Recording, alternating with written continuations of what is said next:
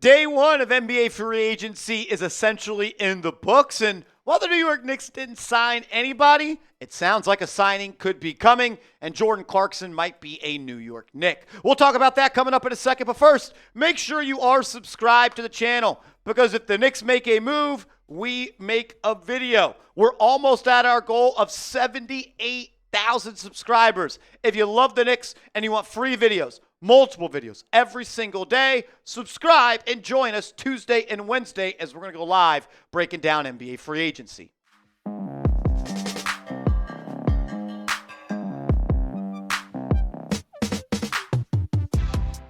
Welcome into New York Knicks Now by Chat Sports. I am your host, Marshall Green. Is Jordan Clarkson signing with the New York Knicks? The sixth man of the year, one of the best six-mans in NBA history, has been bought out by the Utah Jazz, and all signs point to him signing with the New York Knicks once he clears waivers. Ian Begley of SNY, go show Ian some love. He is crushing it, as always, on the New York Knicks beat. He said this: the Knicks are at the top of Jordan Clarkson's list once he clears waivers, league sources say.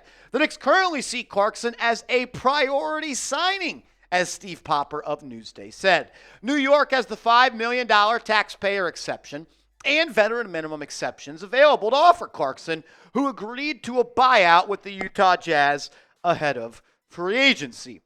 The reason that the New York Knicks are not able to sign Jordan Clarkson at this moment is because he has not cleared waivers. Waivers will happen 48 hours after the player was waived. So I think the earliest that we would hear about Jordan Clarkson signing with the Knicks is Wednesday. But according to Ian Begley, it sounds like it kind of may already be done. Wink, wink, nudge, nudge. Jordan Clarkson says, according to Begley, that the Knicks are at the top of his list, and the Knicks view Clarkson as a priority signing. So you can kind of infer as you will. Look, the 6'4", 194-pound guard, he's a bucket getter, and he's been a bucket getter his entire career. And I kind of believe if you can get Clarkson on a veteran minimum deal, that is an absolute steal. This is a guy that just last year averaged 16.2 points per game, shot only 40.8% from the field, but did shoot 36.2% from downtown.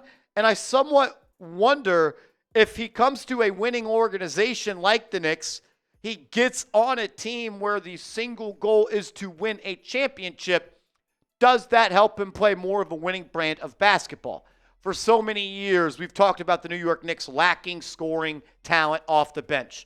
Well, Clarkson is one of the best six-man of all time, and he is a player that can fill it up. Like, if the Knicks could add a guy that could score 16 points per game in 26 minutes off the bench next year, I would absolutely love that. The Knicks don't need him to play 26 minutes per game. Come here, play 15 minutes per game, score 8, 12 points a night, be able to create for yourself. When Jalen Brunson sits down, be able to carry the offense. He could play alongside Brunson as well. Is he a perfect player? Not by any means. But he's a guy that I think would absolutely help this Knicks team. Outside of Brunson, they don't really have anyone that can create their own shot off the bounce. Nobody that at the end of the shot clock can get off really a consistently good look. That's one thing Clarkson could do. He can get to a spot, he can rise up, and he can knock it down. Doesn't shoot many corner threes, but you could see top of the key, right at the foul line in the paint, and the restricted area. He's a league average efficiency guy. Like shooting what? 35% from the top of the key? We'll take that. Shooting almost 40% on deep twos in the mid-range? We'll take that. He finishes around the basket decently well.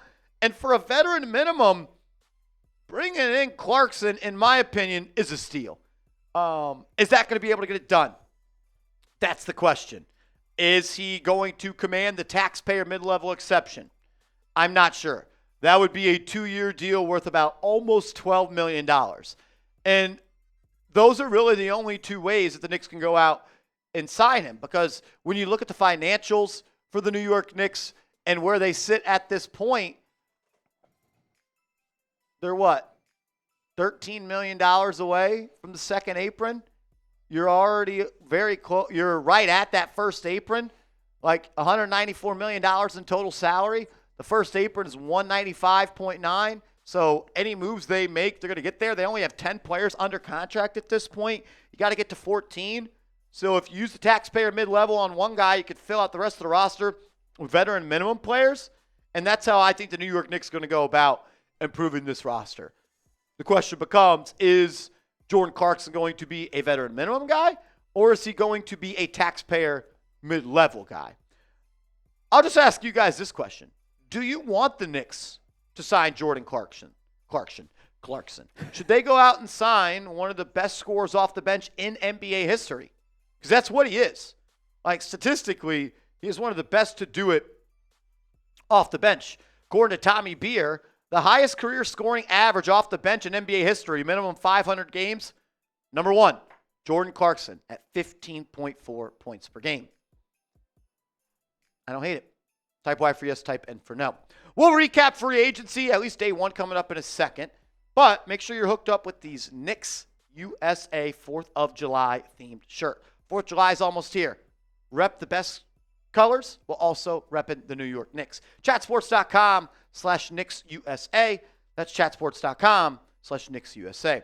As we film this video, a player I was interested in the New York Knicks signing is Luke Kennard, and he ends up signing with the Atlanta Hawks on a 1-year, $11 million contract. And I'll just say this.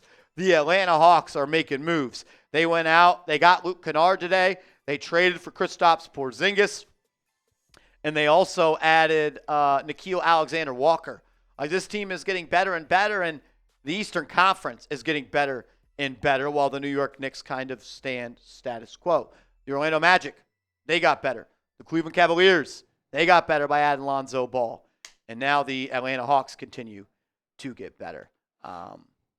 Look, the East is open, and that's why you're seeing teams go all in right now and trying to make a push to become an NBA title favorite, with the Indiana Pacers dealing with injuries, and with the Milwaukee Bucks dealing with injuries, and the Boston Celtics, of course, dealing with injuries. Not the craziest day one of free agency. Probably the biggest deal is Dorian Finney-Smith signing that 4-year, $53 million deal to leave L.A., to go play with the Houston Rockets. Rockets are one of the biggest winners, in my opinion, so far in free agency. We saw a big trade as well. Cam Johnson going from Brooklyn to Denver. Michael Porter Jr. sending him to Brooklyn. So there is that. Kevin Porter Jr. returns to the Milwaukee Bucks. Bruce Brown, a player I know the Knicks had interest in, he is going to the Denver Nuggets. The Nuggets get better. They add Johnson. They add Bruce Brown. They're competing in the West once again.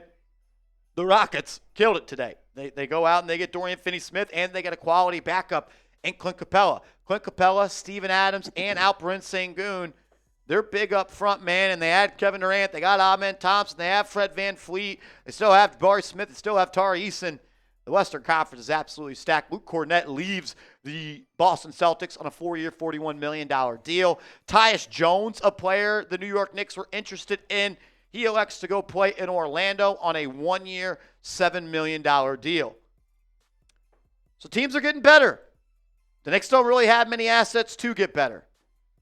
I think Clarkson helps the Knicks a lot. He gives them a player that they don't have, someone that can create his own shot and score in the half court. It's going to be interesting, man. Leon's going to make some tough decisions. And as much as I think Clarkson on the vet men would be a steal, I don't know if the New York Knicks running it back and adding Jordan Clarkson necessarily gives them the best shot to win the Eastern Conference. It's only day one. Long way to go. I think moves are coming. And I'll be breaking them down here on this channel. So subscribe, hit that like button, and give me a follow over on social media. I'm on Twitter @MarshallGreen_, and I am on Instagram @MarshallGreen_.